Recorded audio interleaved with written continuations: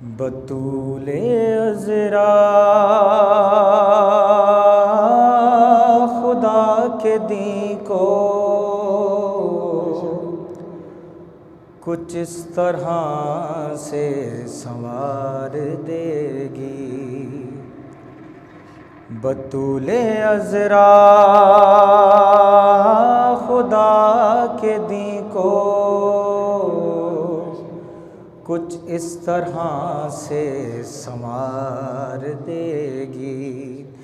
چمن ہدایت کا کھل اٹھے گا، چمن ہدایت کا کھل اٹھے گا، ہر ایک آیت بہار دے گی۔ بطول عذرا خدا کے دین کو کچھ اس طرح سے سنوار دے گی۔ خدا نے بنوائی ہے نبی سے نجات کی ایک نوری کشتی، سوار ہوگا جو اس میں آ کر اسے جناح میں اتار دے گی۔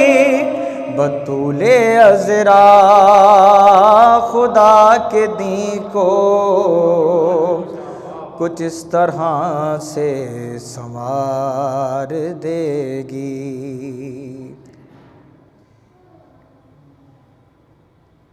خدا کے سچے نبی سے سن کر خبر یہ راوی سنا رہے ہیں، عزا شہیدان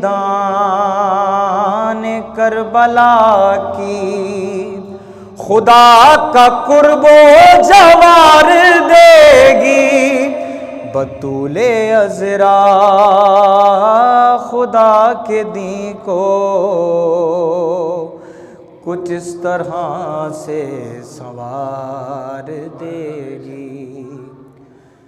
فدا کے غاصب حساب دینے کو آئیں گے جب ظہور ہوگا،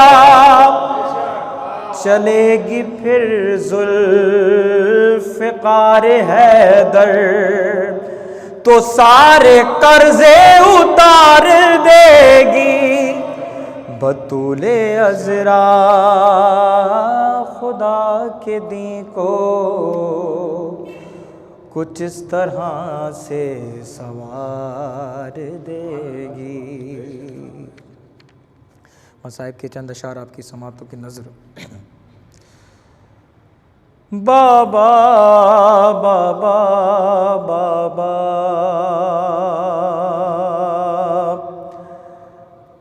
زہرا کا یہ نوحہ ہے، اے بابا میرے بابا، امت نے ستایا ہے، امت نے ستایا ہے، اے بابا میرے بابا، زہرا کا یہ نوحہ ہے، اے بابا میرے بابا، زہرا کا یہ نوحہ ہے، اے بابا میرے بابا۔ نازیبا سخن پر بھی، ہر رنج و الم پر بھی، ہر جور و جفا پر بھی، ہر ظلم و ستم پر بھی اسلام بچایا ہے، اسلام بچایا ہے، اے بابا میرے بابا، اور جو نسلی منافق ہیں بدلے کی حماقت میں، تسکین تکبر میں، حیدر کی عداوت میں، گھر میرا جلایا ہے، گھر میرا جلایا ہے، اے بابا میرے بابا، ارے رسی سے کیا بستا حیدر کو لعینوں نے، کھینچا ہے گھسیٹا ہے صفدر کو لعینوں نے، اس بات کا صدمہ ہے، اس بات کا صدمہ ہے، اے بابا میرے بابا، زہرا کا یہ نوحہ ہے، اے بابا میرے بابا، حالات کچھ ایسے ہیں، ایمان ہے مشکل میں، محسن کی شہادت کا ہے زخم میرے دل میں، یہ زخم کربلا ہے، یہ زخم کربلا ہے، اے بابا میرے بابا، زہرا کا یہ نوحہ ہے، اے بابا میرے بابا، یہ آصف غم بستا اس نوحے کے صدقے میں، طالب ہے شفاعت کا اس نوحے کے صدقے میں، پرسوز یہ نوحہ ہے، پرسوز یہ نوحہ ہے، اے بابا میرے بابا، زہرا کا یہ نوحہ ہے، اے بابا میرے بابا، امت نے ستایا ہے، امت نے ستایا ہے، اے بابا میرے بابا، برائے تاجیل ظہور امام زمان بلند ترین صلوات۔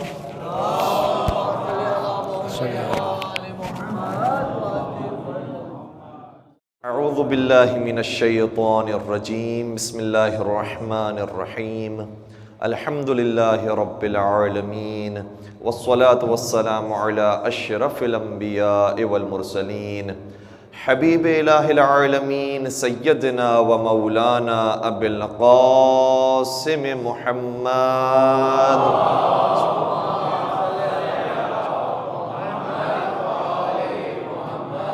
وعلى أهل بيته الطيبين الطاهرين المعصومين المظلومين الذين أذهب الله عنهم الرجس وطهرهم تطهيرا.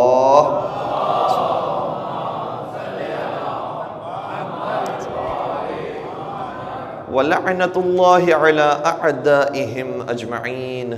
بسم الله الرحمن الرحيم. اللهم صل على فاطمة وأبيها وبعلها وبنيها والسر المستودع فيها بعدد ما أحاط به علمك. أما بعد فقد قال الله تبارك وتعالى في محكم كتابه المجيد وفرقانه الحميد. بسم الله الرحمن الرحيم. فمن حاجك فيه من بعد ما جاءك من العلم فقل تعالوا ندعو ابناءنا وابناءكم ونساءنا ونساءكم وانفسنا وانفسكم ثم نبتهل فنجعل لعنة اللہ علی الکاذبین. درود پڑھ دیجئے گا محمد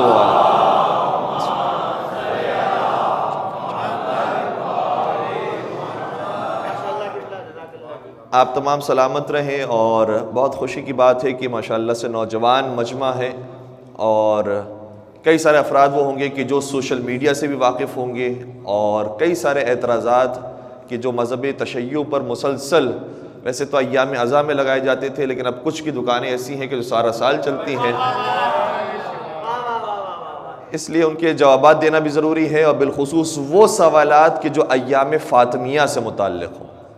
آج ہمارے پاس بہت مختصر وقت ہے کیونکہ تاخیر سے تھوڑی سی مجلس شروع ہوئی, اور بہرحال اعلان بھی ہو گیا ہے کہ انشاءاللہ کل سے ذرا جلدی مجلس کا آغاز ہوگا.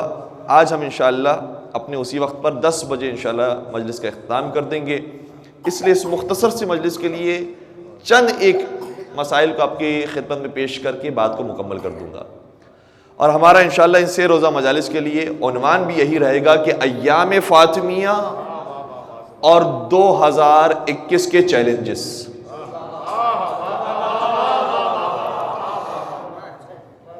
کہ کون سے سوالات ہمارے نوجوانوں کے ذہنوں میں ہیں. بالخصوص کئی سارے افراد وہ ہیں کہ جو سوشل میڈیا پر آ کر اعتراضات کرتے رہے, باتیں پیش کرتے رہے, اور اب موقع ہے کہ ہم ان باتوں کی جوابات بھی دیں اور اپنے جوانوں کو تیار کریں, انہیں حوصلے سے لیس کریں تاکہ وہ مزید آنے والے اعتراضات کے جوابات دے سکیں.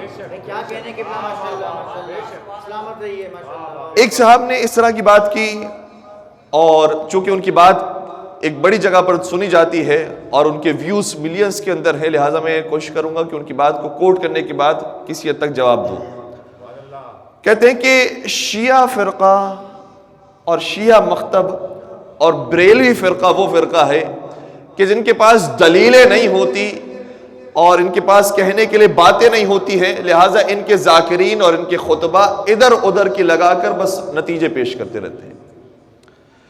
اور کہتے ہیں کہ ان کے یہاں پر نکات بہت بیان کیے جاتے ہیں, کبھی کہیں کی بات کہیں سے ملائی اور کہا کہ یہ نقطہ ہے, کہیں کی بات کہیں سے ملائی کہا کہ یہ بھی بات ثابت ہوتی ہے, اور ڈائریکٹ ان کے پاس کچھ کہنے کے لیے نہیں ہے, اس لیے ادھر ادھر کی باتیں بہت کرتے ہیں.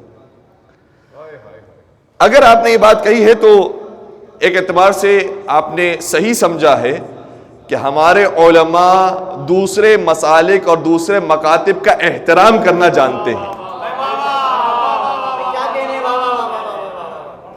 لہٰذا وہ بہت ساری باتیں کھول کے بیان نہیں کرتے ہیں, لیکن وہ ریفرنسز دے کر جاتے ہیں, وہ حوالے دے کر جاتے ہیں, اور ذمہ داری بنتی ہے سننے والوں کی کہ ان ریفرنسز کو چیک کریں کہ انہوں نے ریفرنسز دیے ہیں تو وہ ٹھیک دیے ہیں نہیں دیے. اور اگر وہ نام لیے بغیر گفتگو کرتے ہیں تو یہ سبھی کے فائدے کے اندر ہے, کیونکہ وہ پاکستان کے اندر فتنہ فساد نہیں چاہتے ہیں, اتحاد بھائی چارے محبت کے ساتھ رہنا چاہتے ہیں, اور آپ کی عقل کو جھنجھوڑنا چاہتے ہیں کہ جو عقل کافی عرصے سے بغیر استعمال کے موجود ہے وہ تھوڑی سی استعمال کے اندر آ جائے. اور اگر آپ نے دیکھا کہ قرآن مجید کے اندر یہ نمونے موجود ہیں, یہ مثالیں موجود ہیں, تو اس سے ثابت ہوتا ہے کہ یہ اس کے نتیجے بھی نکلتے ہیں. اور بہت ساری مثالیں قرآن مجید کے اندر موجود ہیں. میں چند ایک مثالوں کو پیش کروں تاکہ محسوس ہو کہ ادھر ادھر کے لگانا صرف ذاکرین کا اور شیعہ علماء کا کام نہیں ہے, یہ طریقہ وہ ہے کہ جو رب العالمین نے قرآن کریم میں استعمال کیا. جب عیسائی آئے اور انہوں نے اعتراض کیا کہ اے محمد, آپ عیسیٰ علیہ السلام کو اللہ کا بیٹا نہیں مانتے ہیں, ہم خدا مانتے ہیں, اللہ کا بیٹا مانتے ہیں کیونکہ وہ بغیر باپ کے پیدا ہوئے ہیں. تو جواب بہت سمپل سا ہوتا تھا کہ ٹھیک ہے, تم مانتے ہو تو مانتے رہو, ہمارے نزدیک تو وہ مخلوق ہے, وہ بندے ہیں, وہ عبداللہ ہیں, وہ اللہ کے بندے ہیں, اللہ کے بیٹے نہیں ہیں. یہ ہونا چاہیے تھا, کلیئر کٹ جواب ہے. لیکن پڑھیے قرآن کریم, کیا جواب دیا قرآن نے؟ ان مثل عیسیٰ عند اللہ کمثل آدم.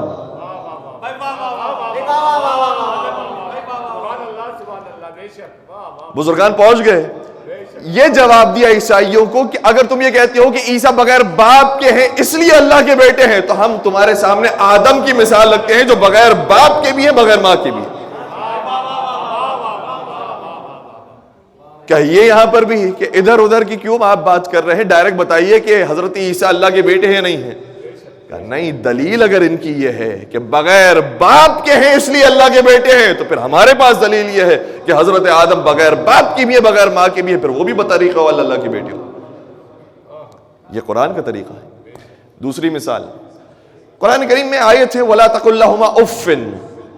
ہمارے بچوں کو یہ آیت یاد ہوگی انشاءاللہ۔ کیا ترجمہ ہے اس کا؟ کس موضوع کے متعلق یہ آیت ہے؟ والدین سے متعلق یہ آیت ہے۔ ارشاد ہو رہا ہے وَلَا تَقُلْ لَهُمَا أُفٍّ، انہیں اف تک بھی نہ کہو۔ اگر کوئی وہ حکم دیتے ہیں تو تم اف نہ کہو۔ اگر کہتے ہیں کہ پانی لے کر آ جاؤ، چائے لے کر آ جاؤ، کھانا لے کر آ جاؤ، باہر کا سامان لے کر آ جاؤ، سر سودا لے کر آ جاؤ، انہیں اف تک نہ کہو۔ یہ ہے آیت قرآن کریم میں، وَلَا تَقُلْ لَهُمَا أُفٍّ، ماں باپ کو اف تک نہ کہو۔ ایک سوال ذہن میں پیدا ہوتا ہے کہ یہ تو قرآن نے کہہ دیا کہ اف نہ کہو، لیکن یہ نہیں بتایا کہ ماں باپ کو مارا جا سکتا ہے یا نہیں جا سکتا۔ نعوذ باللہ، ماں باپ کے اوپر ہاتھ اٹھایا جا سکتا ہے نہیں اٹھایا جا سکتا؟ یہ تو قرآن نے نہیں لکھا ہے کہ ماں باپ کو نہ مارو، ان کے اوپر ہاتھ نہ اٹھاؤ۔ یہ بھی نہیں لکھا ہے کہ نعوذ باللہ استغفر اللہ، ماں باپ کو گالم گلوچ نہ دو، گالیاں نہ دو، یہ بھی نہیں لکھا قرآن میں۔ تو ہم اس کا مطلب اگر آزادی آپ کے مطابق سمجھیں کہ جو بات لکھی ہو بس اسی پر عمل ہوتا ہے، باقی اپنے ذہن کو استعمال نہیں کیا تھا، تو ٹھیک ہے اف نہیں کہیں گے، باقی جو چاہے وہ کر لیں۔ قرآن کہتا ہے عقل کو استعمال کرو۔ ہم نے جب اتنی چھوٹی مثال دے دی کہ خبردار اف نہ کہو، تو بطریقے والا اس سے بڑھ کر جتنے جملے ہیں وہ کبھی نہ کہو۔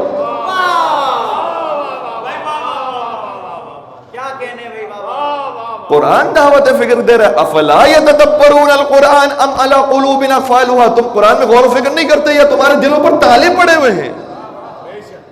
سوچنے سمجھنے کام نہیں لیتے۔ اور عجیب بات یہ ہے کہ جب قرآن نے بے عقلوں کی بات کی ہے تو کہا ہے اکثرهم لا یعقلون، ان کی اکثریت وہ ہے جو عقل استعمال نہیں کرتی۔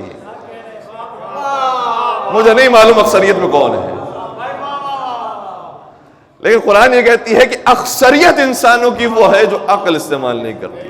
یہ قرآن کی آیت ہے، اکثرهم یجہلون، اکثریت وہ ہے جو جاہل ہے۔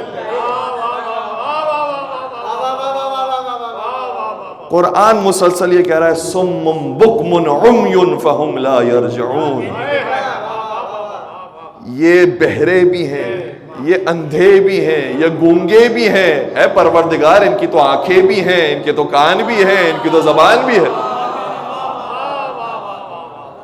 یہ کیسے اندھے بہرے گونگے ہیں؟ کہا اس لیے کیونکہ ہے تو صحیح لیکن استعمال نہیں کرتے ہیں،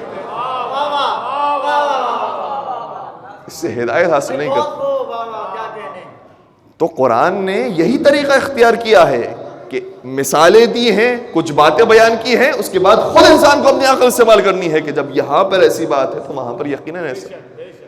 جب عیسیٰ علیہ السلام کے بارے میں کہا کہ عیسیٰ علیہ السلام اگر بغیر باپ کے ہیں تو وہ اللہ کے بیٹے نہیں ہو سکتے، تو آدم علیہ السلام بھی بغیر باپ بغیر ماں کے ہیں، وہ بھی اللہ کے بیٹے نہیں ہو سکتے۔ تو پھر مجھے اس ذات کی بھی ذکر کرنے دیجئے کہ جس کے بارے میں نبی اکرم نے ارشاد فرمایا تھا من اراد ان ينظر الى آدم في علمه وإلى نوح في طاعته وإلى إبراهيم في خلته وإلى موسى في صفته وإلى موسى في هيبته وإلى عيسى في صفته فلينظر إلى علي بن أبي طالب۔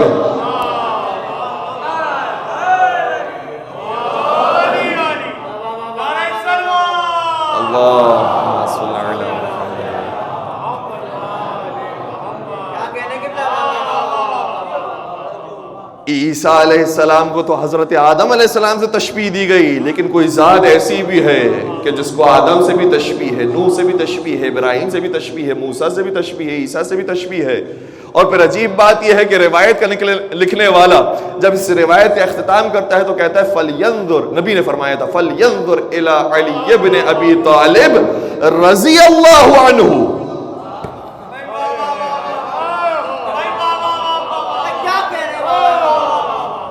لکھنے کے بعد بھی سمجھ نہ سکے، بھائی آدم کو تم رضی اللہ کہتے ہو،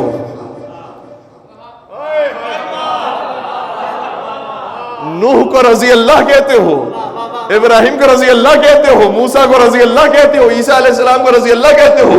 जब इन सब को अलैहिस्सलाम कहते हो तो जब इन सब का मजमू तुम्हें अली की सूरत में नजर आए तो फिर उन्हें रजी अल्लाह क्यों कहते हो?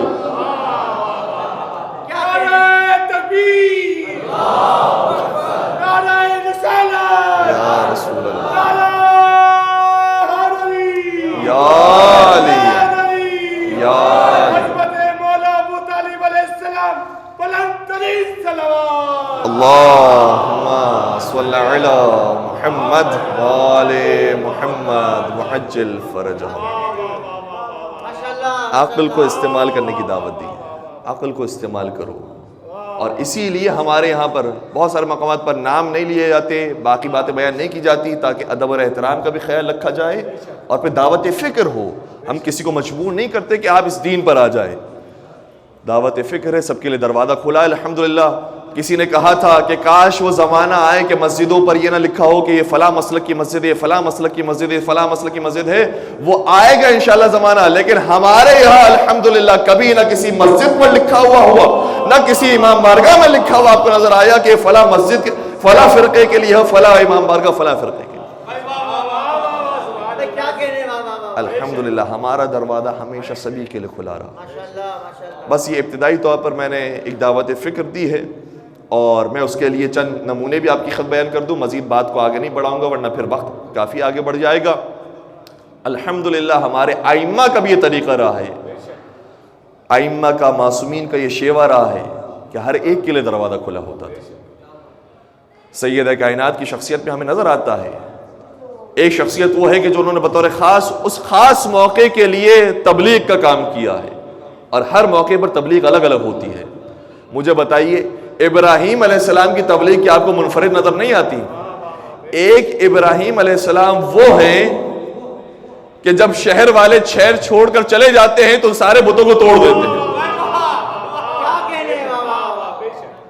सही है।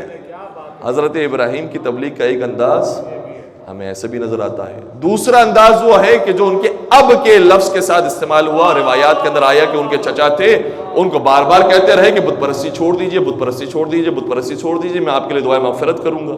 एक वो अंदाज है तबलीग का। लेकिन उनके साथ नाता नहीं तोड़ा है, उनके साथ रिश्ता नहीं तोड़ा है।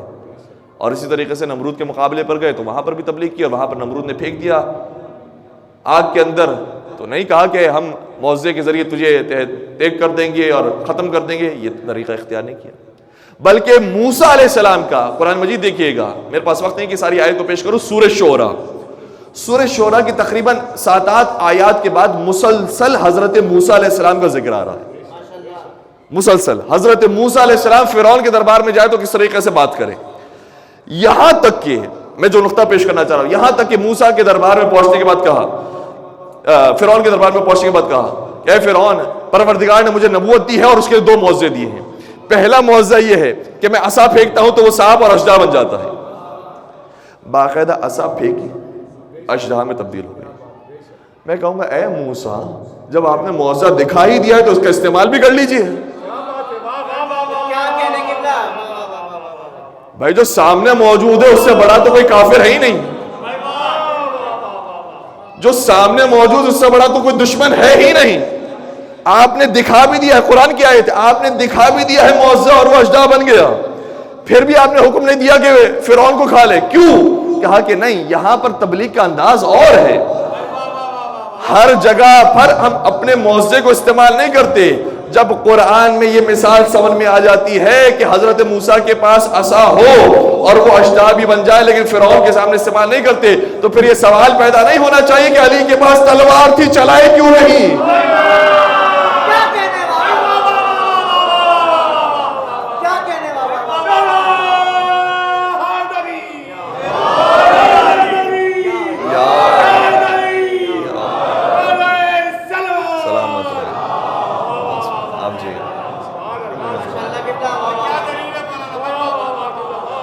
पहले हजरत मूसा अलैहिस्सलाम पर अगर हिम्मत है तो एतराज़ कीजिए कि फ़िरौन सामने मौजूद है, वो अपने आप को कह रहा अना रब्बुकुमुल आला, और फ़िरौन उस दरबार में बड़ाइयाँ मार रहा था, कह रहा था मूसा तुम्हारी परवरिश हमने की है, جبکہ اسی موسیٰ کی خاطر بنی اسرائیل کے کئی بچوں کو قتل کر چکا تھا، لیکن کہتا موسیٰ کی پرورش ہم نے کی ہے۔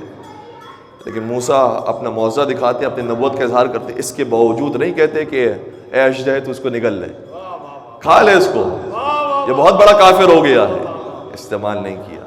تو ہر مقام پر تبلیغ کا انداز مختلف ہوتا ہے۔ ادعو الی سبیل ربک بالحکمت والموعظۃ الحسنہ وجادلہم باللتی ہی احسن، لوگوں کو اللہ کے راستے کی طرف لے کر آؤ تو حکمت کے ذریعے، حکمت کے ذریعے، نہیں کہا کہ لڑائی جھگڑے کے ذریعے، تلوار کے ذریعے، کلاشنکوف کے ذریعے، حکمت کے ذریعے، والموعظۃ الحسنہ، اور تذکر کے ذریعے، بار بار فطرت کو یاد کروایا جاتا ہے، خلقت کو یاد کروایا جاتا ہے تو انسان تبدیل ہو جاتا ہے۔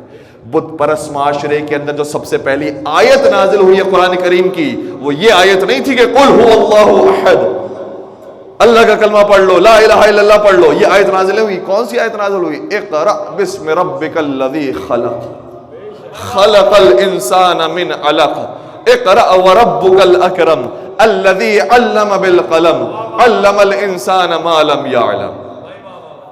انسان کو تھوڑا سا پیچھے لے کر گیا، پیچھے سے دیکھو تمہاری خلقت کیسے ہوئی تھی، کس نے خلق کیا تمہیں، تم نے اپنے آپ کو پیدا کر دیا، کہاں سے تمہارے ماں باپ آ گئے، کہاں سے پوری دنیا پیدا ہو گئی، تھوڑا سا پیچھے جا کر دیکھو۔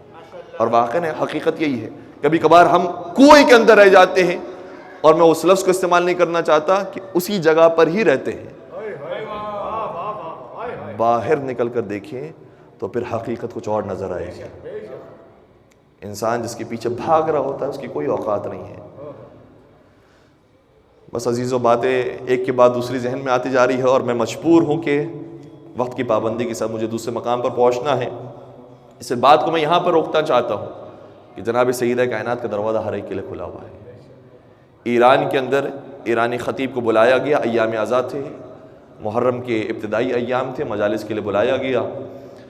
جو بلانے والے تھے وہ ایک عربی شیخ تھے جو ایران میں آ کر مقیم ہو گئے تھے۔ انہوں نے کہا مولانا اگر ممکن ہو آپ کے لیے تو ابتدا میں حضرت زہرا کے مصائب پڑھیے گا۔ انہوں نے کہا کہ چونکہ ایران کے اندر تو یہ سلسلہ بہت پہلے سے نا ایام فاطمیہ کا، انہوں نے کہا کہ اس کے لیے ایام فاطمیہ ہے، مخصوص ایام ہے، وہاں پر حضرت زہرا کے مصائب بیان کیے جاتے ہیں۔ یہ ایام وہ ہیں جب کربلا کا ذکر ہوتا ہے، مدینے سے روانگی کا ذکر ہوتا ہے، شہدائے کربلا کا ذکر ہوتا ہے۔ انہوں نے کہا کہ نہیں، ہمارا اصرار یہ ہے کہ ابتدا میں 2-3 دن آپ حضرت زہرا کا ذکر کیجیے۔ مجبور ہو گئے، ذکر کیا۔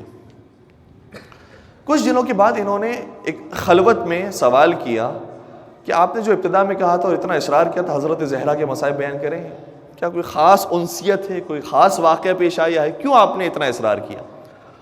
انہوں نے کہا کہ میں پہلے حضرت زہرا کی شخصیت سے واقف نہیں تھا، مجھے نہیں معلوم تھا بنت رسول کون ہے، مجھے نہیں معلوم تھا دختر رسول کے اوپر کیا گزری ہے، میں اصلاً مکتبہ اہل بیت کے اندر نہیں تھا، میں عرب ملک کے اندر رہتا تھا اور اپنے ملک کا نام بھی لیا۔ البتہ جنہوں نے بیان کیا ہے ہم نے مختلف خطبات سے سنا ہے، کہیں پر انہوں نے بحرین کا ذکر کیا، کہیں پر دبئی کا ذکر کیا، مختلف ممالک کا ذکر کیا، عرب کنٹری کے اندر یہ رہتے تھے اور اس کے بعد ایران مقیم ہو گئے تھے۔ کہا کہ جب میں وہاں پر رہتا تھا بہت خوشحال زندگی تھی، بہت بڑا بزنس مین تھا، بہت پیسے والا تھا، پروردگار نے مجھے بیٹی کی نعمت عطا کی، بیٹی میرے یہاں پیدا ہوئی۔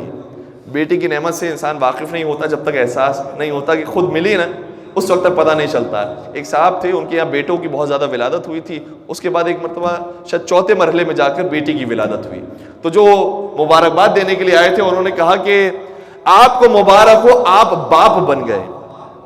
انہوں نے کہا باپ تو میں پہلے سے بنا ہوا تھا، آپ کہہ رہے آپ باپ بن گئے؟ کہا آپ کو نہیں پتا، بیٹی جب آ جاتی ہے تو انسان کو پتا چلتا ہے وہ باپ بن گیا ہے۔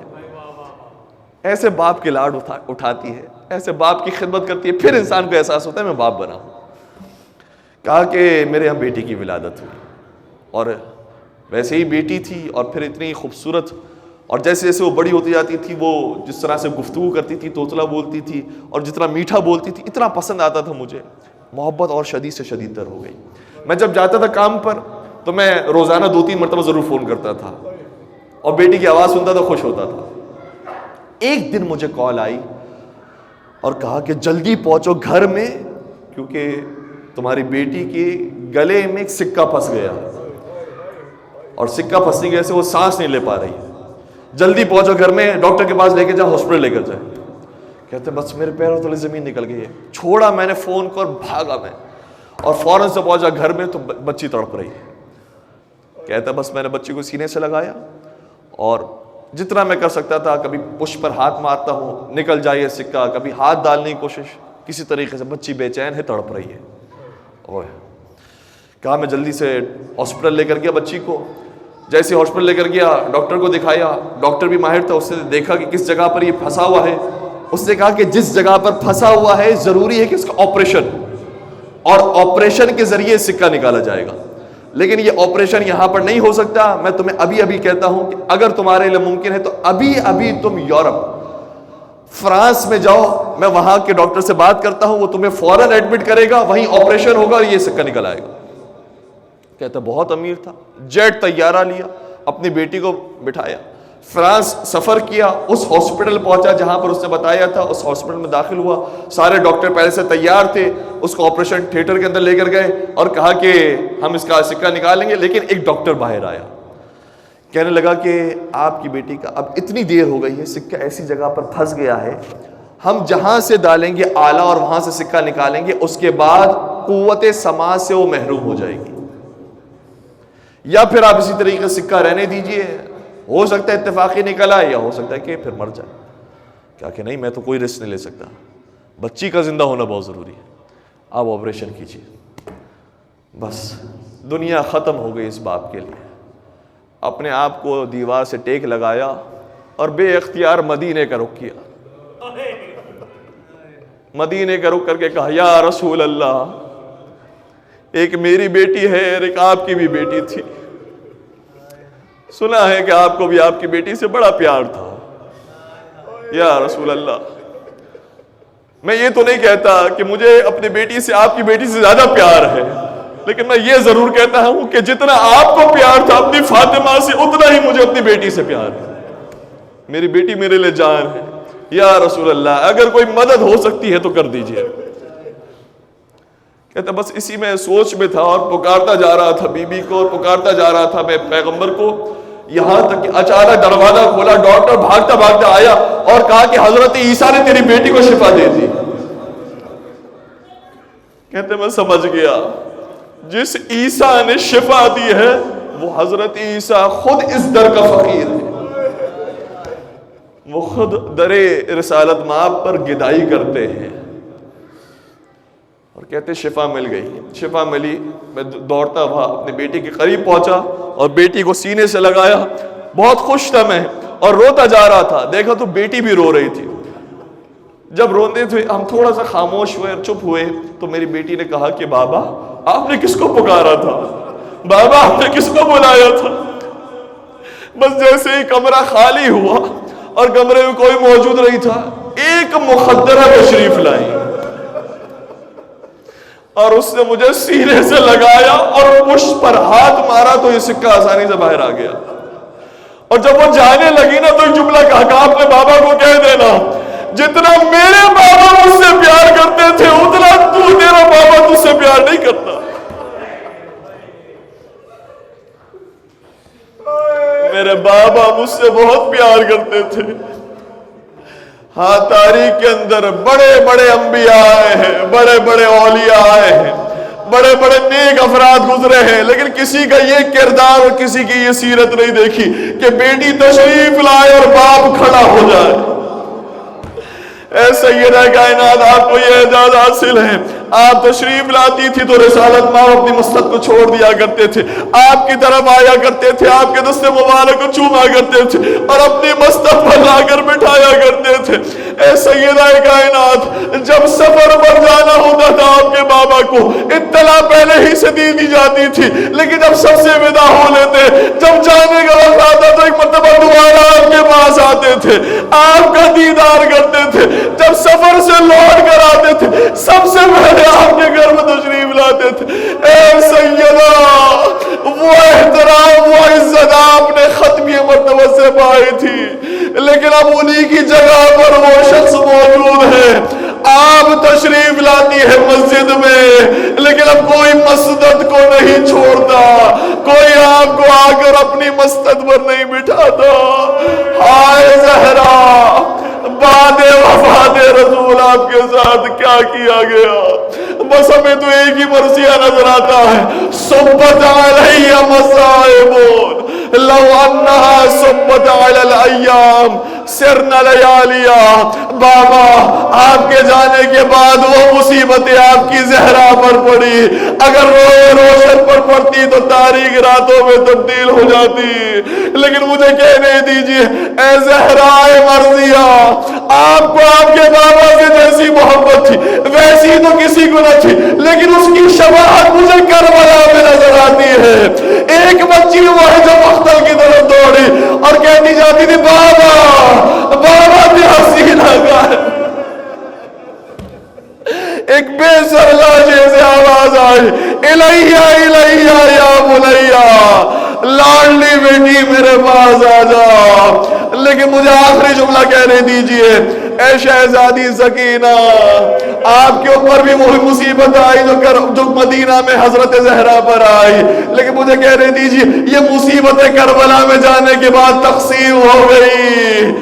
مدینہ میں اس بی بی کو تماچا لگا تھا تو گوشوارے بھی گرے تھے۔ وہ بی بی وہ تھی جو سارے گھر کی سرپرست بھی تھی، لیکن کربلا میں یہ مصیبتیں دو بیویوں میں تقسیم ہو گئی۔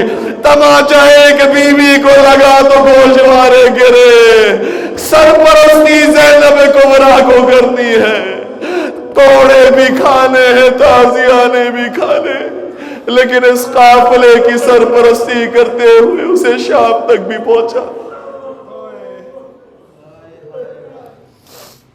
الا ولعنت اللہ علی القوم الظالمین وسیعلم الذین ظلموا ای منقلب ینقلبون۔ پالنے والے ہماری اس خلیص عبادت کو اپنی بارگاہ میں قبول فرما، پالنے والے ان آنکھوں سے جو آنسو بہے نور رومال حضرت سیدہ کائنات میں جگہ نصیب فرما، پالنے والے سیدہ زہرا کی محبت صبح و شام ہمارے دلوں میں سرشار فرما۔ پروردگارہ ہماری نسلوں کے اندر اس محبت کو منتقل فرما۔ پروردگارہ سیدہ زہرا کی سیرت پر عمل پیرا ہونے کی توفیق عطا فرما۔ پروردگارہ جنت البقیع کے مزارات مسمار ہیں، ان کی تعمیر نو کے اسباب جلد از جلد پیدا فرما۔ پالنے والے چاردہ معصومین کی زیارات سے ہم سب کو مشرف فرما، اجر و عمرے کی سعادت نصیب فرما۔